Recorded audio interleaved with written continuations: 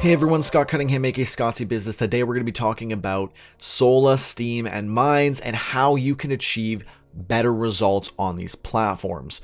You may notice that I've got a much better microphone here. This is the AT2020. I've actually had this for a while, just never got around to using it for vlogging. I've just used it for music. Lo and behold, I figured, hey, I should probably get some upgrades going after I've been watching a few other creators on YouTube and on DTube, and I was like, oh my gosh, their voice sounds so crisp. I need to make that happen today. So I did. Previously I had a Blue Yeti mic. It was on my table, so there was vibrations from the table. We've got a shockwave mount. It's suspended.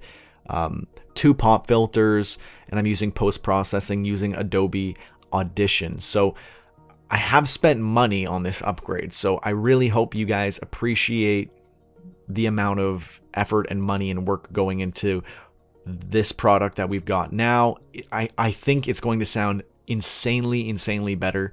I also got music and new music and new loops to use in my vlogs and podcast that I think is really going to round it out and just make it flow much nicer. I've got intros, outros, all that good stuff.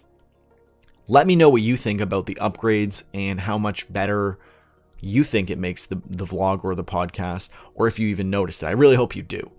But now let's just dive into it, because I'm sure you don't want to just hear me talk about this. You want to hear about Steem, SOLA, and Mines. So first, we're going to take a look at SOLA. Basically, what I've done is on all 3 platforms, I've written a nice long blog as to how you can get better results. And because I know a lot of you don't want to go through and read these long blogs, I can do this much faster on video, and or you could just listen to it as well. So this will be a much more summarized version, but more or less I'm just going to be going through what I've already provided you on each of the platforms. So you can just go and look at these and read these, but if you'd rather hear me go through it, then we're going to do that now. So I'll also link these in the description if you prefer to just read them. But yeah, let's get to it. So at the beginning of my SOLA post and at the end, there's a poll if you want to answer it. One thing to note actually is that if you go back and you edit a post on SOLA, you're going to reset the votes to ensure that you haven't cheated, which is kind of unfortunate because I completely forgot that and then resetted the votes. So all the votes have been reset. If you voted, please go back and do so again. Why even listen to me? Well, in September, I started to get serious with SOLA. I started to use, I started to manually track all of my analytics, everything that I had going on. I started to do this for all of my accounts actually, and I've been tracking it and then sharing it and putting it into a PowerPoint, and it's been manual and it's been super tedious, but ideally it's going to help me learn and grow and make changes until eventually these platforms get their own analytics, which I would love to see, but I don't know when that will be. So the first thing we'll talk about is profile quality. Whether it's Steem or SOLA or Mines, your profile needs to have a great picture, obviously. You want to have a nice profile picture. You want to have a good cover photo. On SOLA, there isn't cover photos, interestingly enough. But on your other 2 platforms, you want to have a solid cover photo. And you want to have a great bio that outlines you as best as you possibly can.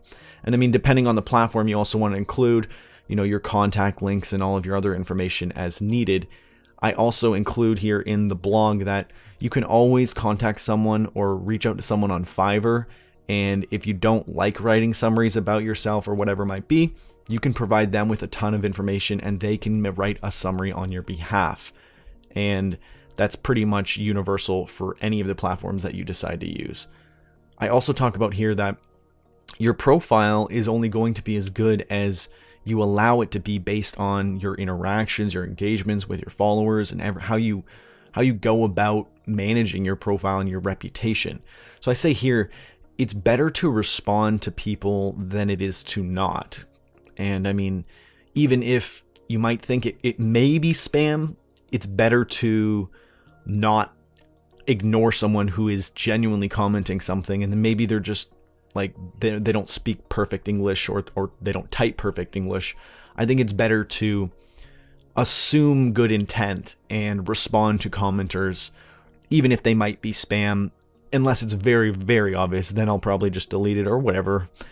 But responding to comments is huge on any platform. You should always be responding to your comments, unless you've just got so many comments because you're so popular that you probably don't even need to watch this video or read these blogs. For media quality, as you saw at the beginning of the year, depending how long you followed me, I really started to vamp up how good the quality of media that I've used. So I do all my own Photoshop, but I do all my own graphic design on Photoshop. But you can always pay someone or learn it yourself, or use like a program like Canva. For a very, very long time when I first started, easily for the first 3 or 4 months, I used canva.com to make all of my my cover photos. And if you saw my original Logical Fallacies series, I used those cover photos for a very long time that were originally I did on Canva. So there's a lot of benefit to using free, and it's free, so I highly recommend it. For media quality though, you're always going to get better results if you have high quality, high resolution photos. If your videos are high quality, high resolution, obviously the more quality your media is, the better, the more likely people are going to stick around and, consume that content, because obviously people like and prefer higher resolution, better quality content. And again, you can use Fiverr for graphic design, and you can do the same thing here. You could pay someone to do graphic design. I've paid so many different graphic designers, and it's very inexpensive and very effective. And they're usually pretty good at getting you what you need. You can make revisions. Again, check out Fiverr if you're an entrepreneur and you need certain services that you don't have, that you don't know how to get them. Very cheap, you can get them on Fiverr. A lot of different online services.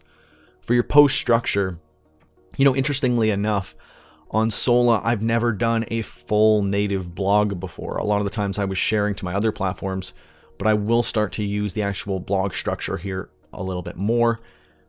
And I explain one of the first things is that you want to have a title, so that the title will become the URL of that post. As you can see at the top here, it says getting better results on SOLA is the URL, and then it adds like a little random few numbers and letters. But it takes whatever your title is and it makes it the URL slug, which just means it uses the words that you used in the actual URL. So it looks nicer and it's easier to remember and retype, and it's just a good idea to use.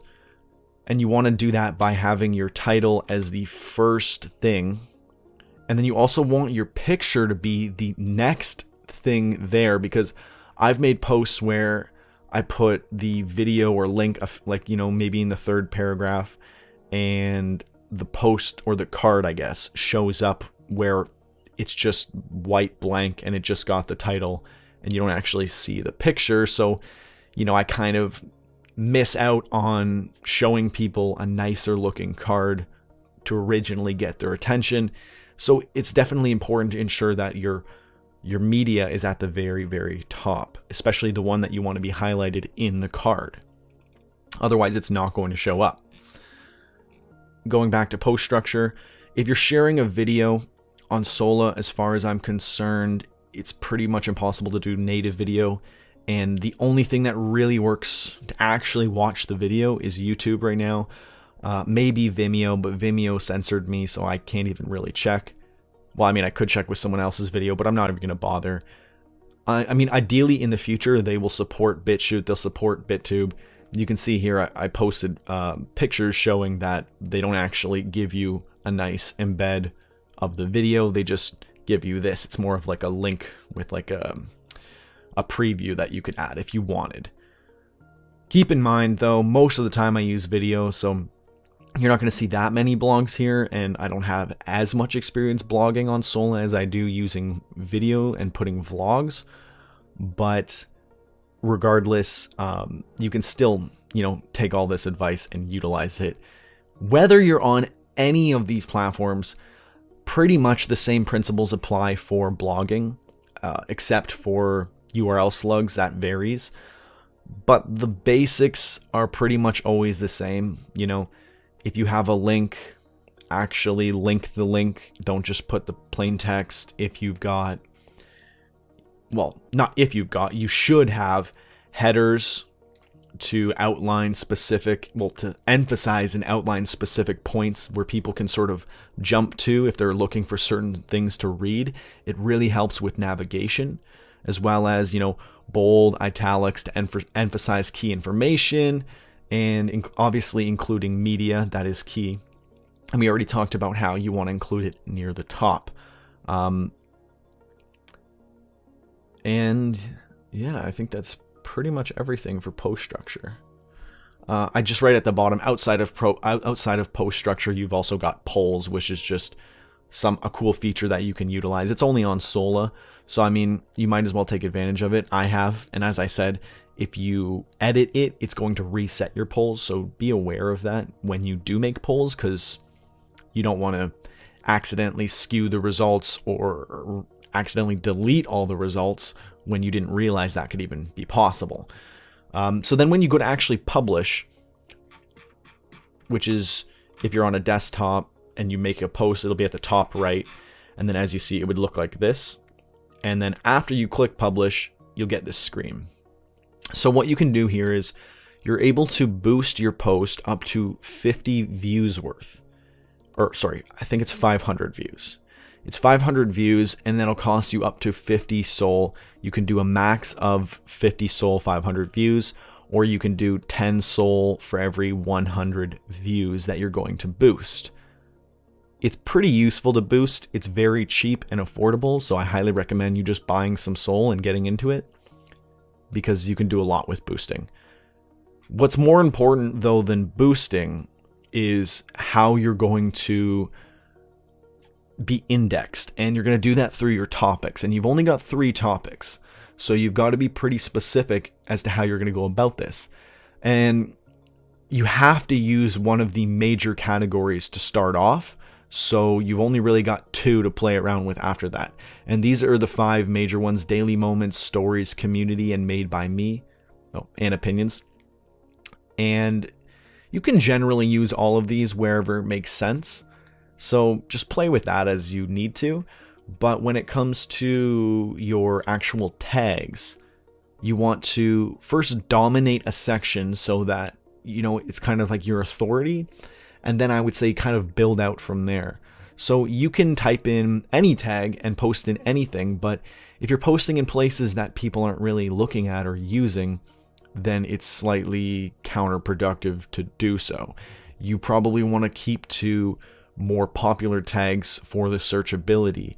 And I explain here that if you're using tags that are colored, they are the official tags.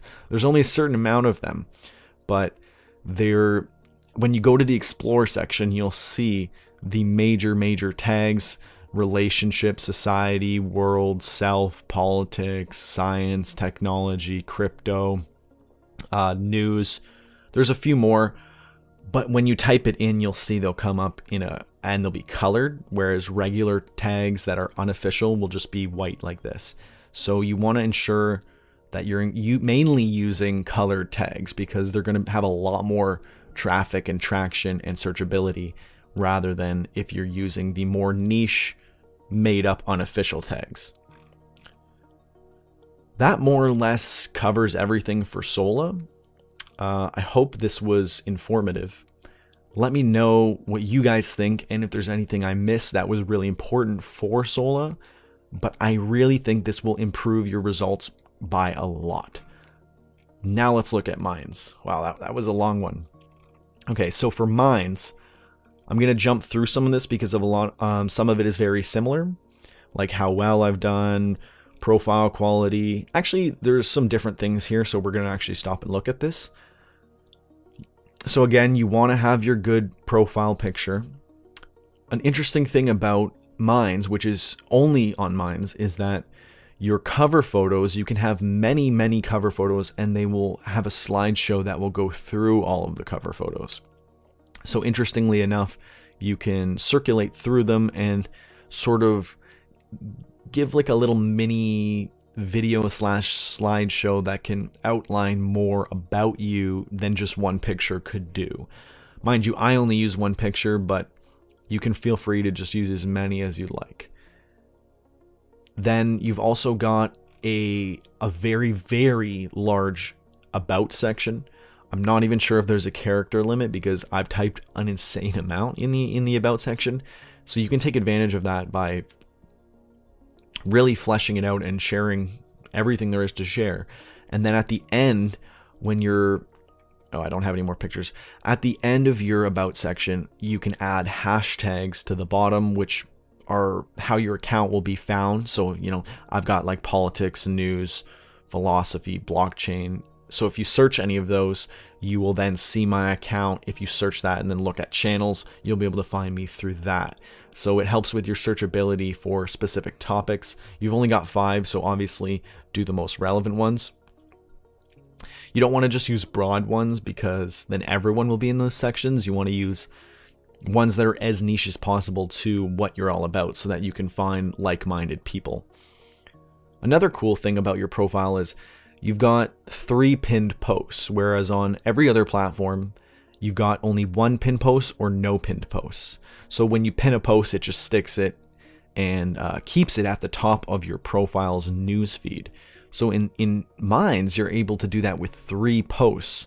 So you have a lot more room to play around with what you want to have pinned to the top and tagged so that people can see that when they first come onto your profile. I've got an introduction post, and then I've got my comprehensive review, which I think is really important. And then I just have whatever post I have going that is doing pretty well, and I just want it to highlight. So you can do that however you want, but I usually would suggest that you would have an introduction, your best post, and then one of your latest better performing posts. I think that's pretty much it for profile. You're able to also add as many links as you like at the bottom of your profile, which is kind of nice. And then you can also add rewards. There's like a reward section. So if people donate to you, you can promise to give them a reward based on how much they donate. It's not a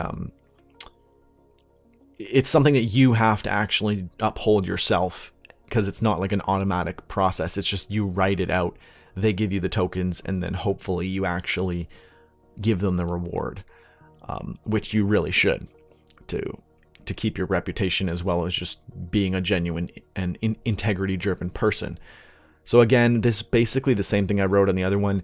Media quality is key. You want to have quality videos, quality images, quality content all around. Post structure, again, pretty similar. The only major differences in Minds is that to share videos, you can't just drop the link in. You've got to, you would click like here, basically like at the beginning of the line, and there would be a little plus that would pop up, and you would either click the picture button or the video button, and then you would drop your link. And I'm pretty sure it's just a link. You can't just upload a native video, at least not to blogs. You can upload a native video on your news feed, but I think it has to be below 10 minutes or 15 minutes. I usually hit the duration limit, so I don't really do a lot of native videos. But whenever I do make videos like this, I'll embed them in a YouTube video in Minds. And I mean, eventually when they have native video that allows me to do more, or they allow me to embed via BitChute or BitTube, I will do that. But until then, we'll be using YouTube. And you can see here, this is what the toolbar looks like. You activate the toolbar just by like highlighting a block of, or just like a line of text, and wherever you're highlighting is where you can like enable things. You could still do, you know, Control B to make it bold and all the same shortcuts. But when you want to actually, you know, like make a header or something, you would just highlight the text, this would pop up, and then you would click. And you would just kind of go about that. You can also, you know, add alignment, add a link, fully justified. You can add block quotes and a few other basic styles like underlining, strike through, etc. I actually don't know what that one is, but I wouldn't worry too much about it. For post publishing, kind of similar to SOLA, a little different. It's a little bit more in depth. You've got 5 hashtags that you can add, as we talked about with the profile, but this is for the specific post. This is what it looks like at the bottom of your blog. You can set the copyright permissions. So I always go public domain because I'm like, you know what?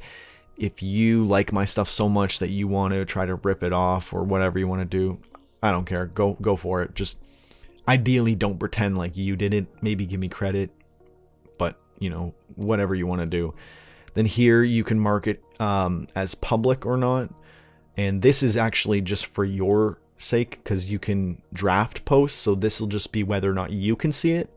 And over here, you can set it to public, or you could set it so that only certain people who have donated a certain amount can see this post. So you can have exclusive posts based on donator tiers, whether or not they can see it. And then here we just have the explicitness rating. So you would just mark this if this was, you know, not safe for work.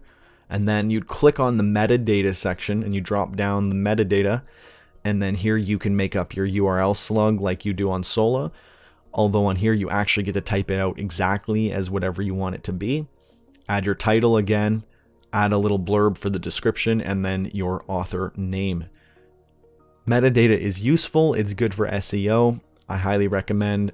I don't know if it actually will improve how searchable and how easy it is to access your content on Minds, but typically it does improve it on search engines, though I'm not sure if Minds is being censored or if there's anything going on via Google. I couldn't tell you. So when you're finally done with all that, you can finally hit publish and you can publish it. Then you're going to want to go and do post boosting. So you'll see that after you've published it, there'll be a little boost button below your post, as well as on the news feed on your profile, you'll have made a post and you will see boost as well. So the difference is that when you're actually in the blog or you're in a video or an image singled out on that actual post and you want to boost it, it will be a sidebar boost. So that means that it will show up on the sidebar. Whereas if you go to the actual post on the news feed and you click to boost it, it will offer you with a feed boost, which means your post will show up in the news feed. You can also do offers through there, but no one does offers. I wouldn't even bother I wouldn't even worry about it. The max boost is 5,000 views for 5 tokens.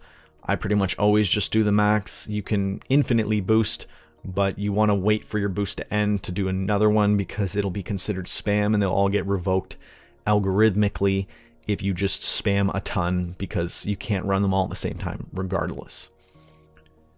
I was just sharing here that one of my posts recently was trending, just again to sort of point out that I sort of do know what I'm talking about. You know, my posts do trend, so a lot of this information I've been using every single post, posting almost every single day for several months now, and it's gotten me great results. And that's why I'm sharing it with you, because this isn't about me being better at using Minds or better at using SOLA or Steem, but rather I've seen success with these things and I'd like to share my experience with you.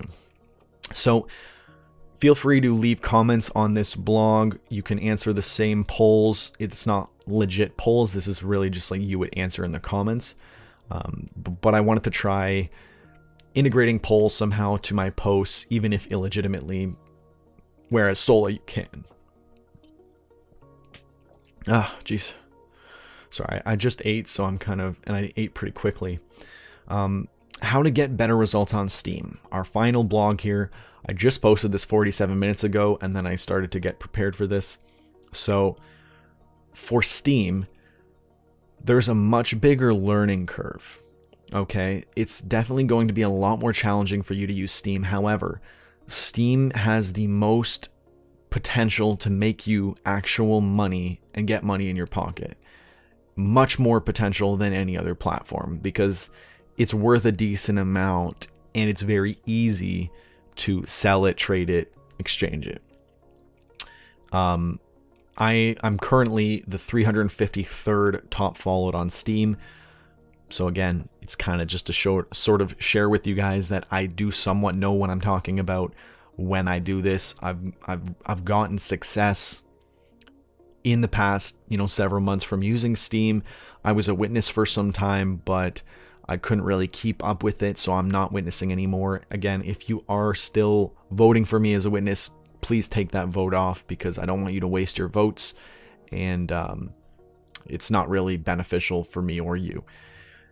So let's look at profile quality. It's harder to have a quality profile on Steem, and it's simply because Steem is a large network that connects all these different interfaces, and all of them differ. And some differences are more obvious than others, some are more subtle. Some of the biggest differences are just the way that the platform is designed and the aesthetics of it. So some will have thicker covers, some will have thinner covers, some will have covers that have information on them that you don't want to block, some will not. So it's really about having the best optimized cover photo for whichever platform you use the most with your audience, and ideally also optimized for desktop or mobile. I will admit I'm not really optimized for mobile, just really for desktop. I don't even know if my audience is more of a mobile user or a desktop user, but I'll assume it is probably mobile, but I don't know. So, I mean, if you're watching this on mobile, leave a comment, let me know, because if a lot of people seem to be on mobile, I will change my header to a more mobile friendly one. As far as I'm concerned, I've seen that the best resolution is 2561 by 223. It is very, very thin, but there's no official resolution. This is just what I've seen from people who have claimed that it is the best.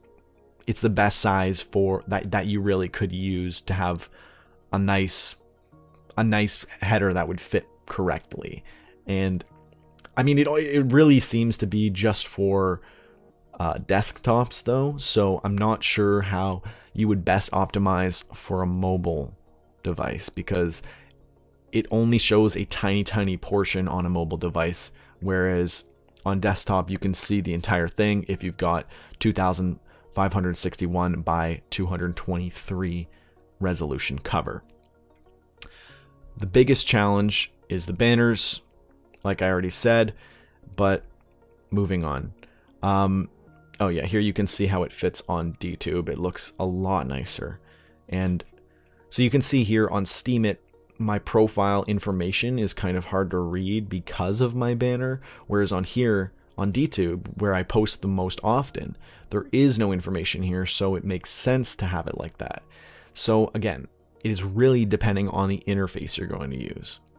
I also, again, remind people here that, I still think it's better to respond to all comments than none.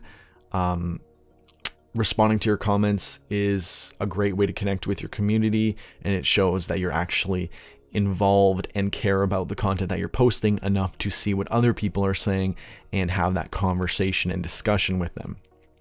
Same thing for media quality, as I said before. Similar with post structure in terms of, use headers to captivate people and emphasize certain things, use bold, use italics. The big difference here on Steem is that it uses HTML markup, and it's like a very, very basic level of code. I wouldn't even consider it code because it's so simple, but for a lot of people coming in here that have never seen this before, it's going to be confusing. And if you do struggle with that side of things, I would just suggest that you check out busy.org or different interfaces that aren't Steemit, because Steemit was the original, so it's kind of the bare bones. It's a little more challenging. There's easier platforms and interfaces that you can use, and if you're unaware of how Steem works, you have one account that accesses everything, so there's no issues. It'll still be the same across all of the platforms or interfaces. It also depends on what you're trying to do. I mean, if you're just trying to use Steem as an Instagram, then you could check out Steepshot, which is basically a replica of Instagram. If you're just trying to use Steem to post videos, you could just use DTube, which is basically YouTube, but it's the alternative. So you can just do it as you need. But I mean, you can also just share videos by dropping the links in your post, like on Steem. So far, I've only seen YouTube videos work. I'm sure Vimeo's videos work too, but again, I'm censored by them, so I don't even worry. I've tried BitChute, I tried BitTube, their embeds don't work, so you're stuck still using YouTube. Unless you know of something better, please share with me. And everyone in the comments, I'm sure everyone would love to know. Keep in mind, I mostly post videos, so a lot of my stuff is on DTube, hence why I said I tailor my account and my profile towards DTube users, but you want to sort of style it based on what your audience is and the style of content that you're producing. So yeah, here I just talk about, again, you want to just take advantage of what you've got. Then I leave a link here that explains how HTML Markdown works, so you can go and you can read this here for an in-depth explanation. This was a great way for me to learn. I'm pretty sure this is the one that I followed along when I was originally learning, but it's really, really quick to pick up, and it's kind of self-explanatory once you get into it, so it's not too bad. Then when you're finally ready to publish, and you can actually see here in the picture of what it looks like to actually style with HTML. You can see when I do a header, you put like the less than greater than symbol, and then you've got H1, and then you put the same thing on the end of it, and then you put a slash to end the header. So that'll just make this word an H1 header, so like the largest size version of header. And at the bottom here, you'll have your tags, and then you have the post, and then you've got your author rewards. So first we'll look at the author rewards. You can set your author rewards, and if you don't know how the currency works on Steem, I've put another link that explains that all to you. You can either set it to be half and half. You can decline the payout if you're doing like a charity post or something like that, or you're just trying to do something for awareness and you're not trying to make money and you want that to be known. Or you can 100% power up, getting a full stake from all of the rewards. Next is the tags. You can put 5 tags. Sometimes it depends on the platform you're using. For example, if you use DTube, it automatically uses the DTube tag, so you can only do 4 tags. But if you're using Steem, for example, Steem It, you can do all 5 tags. So I just put 5 tags that are pretty relevant to what I'm talking about, and then people can find the posts in those tags. You want to use tags that are being used, obviously, otherwise you're going to be giving up potential visits, potential viewers, potential commenters, because they're not going to see it if they're looking through, more popular tags. There's no problem with using niche tags, but if you use a tag that no one is using, you're probably not going to get any visibility from it. So again, I leave another link here for you to go and check out all the tags, and it's just at steemit.com/tags. I will have these blogs listed in the description of this video, and then you can go and get all this from the actual blogs themselves. I'm not going to repost all of this in the description. It'd be pretty hectic. Probably hit a character limit. So for post promotion, when you're done, at the very bottom you will see, you can see here, promote. I believe this boost isn't normally here, but it's here because I use a special add-on. Again, it might be there, I'm not even sure, but what you're going to see 100% is promote, and it will allow you to spend your SBD, not your Steem, not your Steem Power, just your SBD, your Steem backed dollars on promoting your post, and it will burn it, and then it'll list your post up here in the promoted section. The thing is, people don't go to the promoted section because it's only posts that have been promoted, and that doesn't mean they're going to be good or interesting or relevant to the topic that you're interested in. So most people don't check out promoted posts, so I wouldn't worry too much about it. But if you're really, really keen on being able to put money down to boost your content, then you're going to want to go and check out Steem Upvote Bot Tracker. So I'm pretty sure the website is just steambottracker.com. Yeah, it's right here. You would go here and you can see all the different bids and all the different information around bid bots. And basically you will just send them money in Steem, and they will try to upvote the equivalent amount, or the amount based on the dollar value of Steem at the time. So right now, because Steem is so low, it's not very feasible to use bid bots. You're going to lose money every time. Whereas if Steem is much more valuable and you use a bid bot, they will upvote you, and they might upvote you much more than you paid, and you can actually earn profit from doing so. There's a lot of controversy over bid bots as to whether or not it's fair or legitimate or whatever it might be, but a lot of people use bid bots. So if you're trying to really take it seriously from a marketing perspective, it makes sense to try them out. That's pretty much everything. So I'm really glad that you guys stuck around this long on the video to see everything. Feel free to check out the blogs. Let me know what you think about all this. Did I miss anything? Was this valuable to you? Was this helpful? Did you notice an awesome improvement with my new setup and new vocals and audio and everything that I've got going? Gonna be nice, cool outro music and intro music and all that good stuff. Let me know in the comments below. And as always, Scott Cunningham, aka Scottsy Business, signing off. Cheers.